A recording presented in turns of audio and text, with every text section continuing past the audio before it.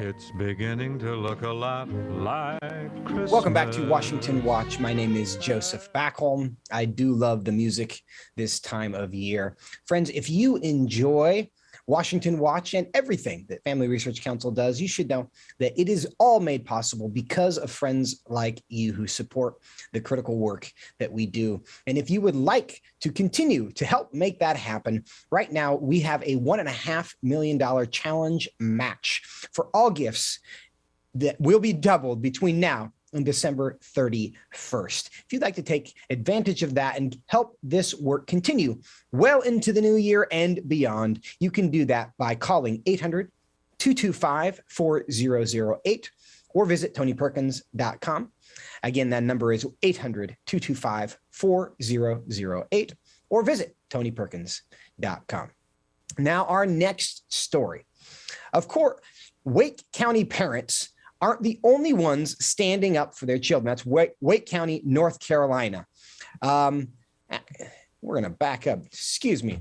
A group of concerned citizens in North Carolina's Wake County have filed criminal complaints against their local school board because of materials they identified as obscene in the schools. These books were available to children as young as 5 years old. The group has identified more than 100 book titles that they say contains obscene content, including a much talked about book called Gender Queer.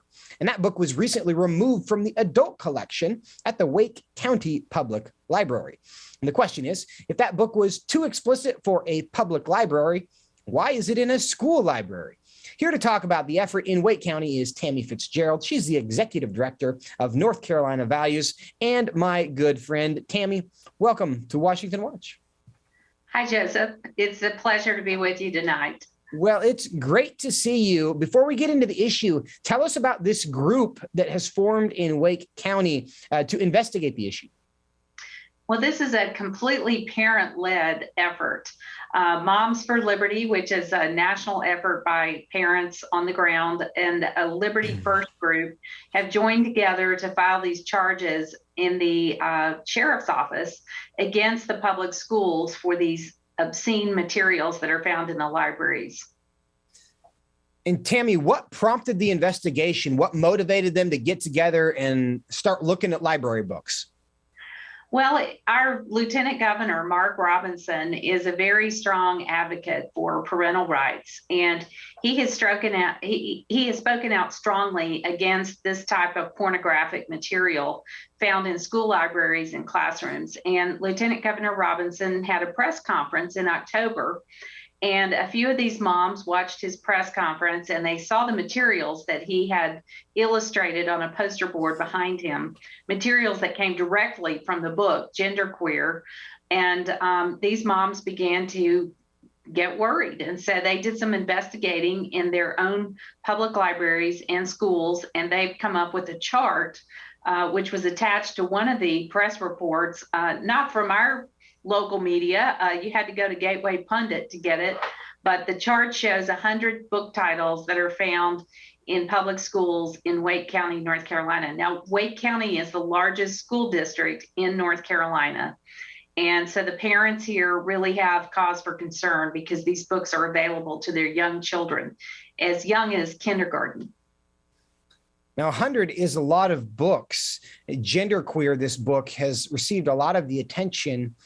Are the others similarly concerning? Are they less concerning? How would you classify the other 99? Well, of course, one of the books is a book called George. This book has received a lot of attention all over the country. This is about a 10-year-old boy who wants to remove body parts so he can change his gender. Lawn Boy is another one of the books, and this book is equally as concerning. And so the fact that the public libraries here have taken Gender Queer off the shelves is certainly great, but they've left 99 other concerning books on the shelf because these books are equally as offensive as Gender Queer. And this is not just soft porn. This is hardcore pornography. These are cartoon images and descriptions of mutilating genitalia that no parent would want their young child to read about or view in a library. And Tami, to illustrate that point, there has been some local press on this issue, the News and Observer and local radio stations who have investigated the concerns of these parents, an issue that was originally, as you said, highlighted by Lieutenant Governor Mark Robinson. And in their report in the newspaper, they were not able to publish their findings from the school from the school books. They couldn't publish it in the local newspaper. And that may be all you need to know, that if it violates the standards of journalism to put these things in the public newspaper, again, it begs the question, why is it in a school library where elementary school children have access to it and could be seeing it? Now, Tami, has there been any response from the Wake County School Board? I haven't seen a response yet. And this is very concerning because we do have 2 Republican members on the Wake County School Board. And you would think that as conservatives, they would be concerned about these books, but I haven't seen either one of them speak out against these books yet. It's concerning that, the library felt led to take the books off the shelf in the adult section of the library, but they remain on the shelves and in the classrooms of our public schools in Wake County. I did want to point out, Joseph, the images in this book, Genderqueer, were put on a poster board behind the Lieutenant Governor when he did his press conference, and the local news stations had to blur out the background when they played his press conference for the evening news. So if it was too bad to watch on the late night television, it certainly is not something we want our young children to be learning or looking at in school.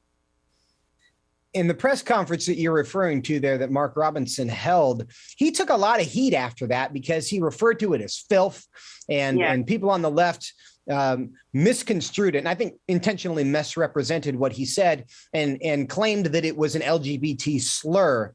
In light of these investigations and the other findings, do you feel that in any way this is vindication of Mark Robinson's initial claim that this is in fact filth?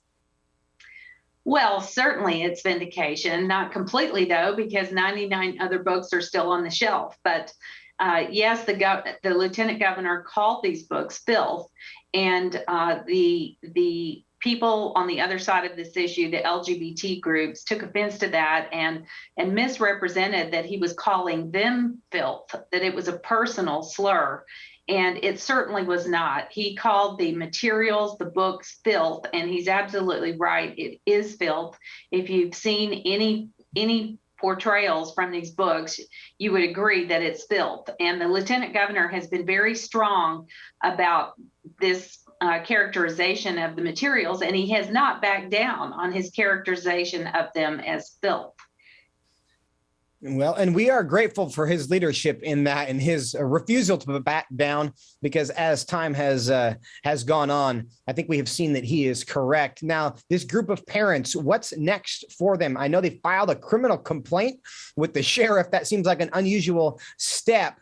What do you see coming down the line on this issue?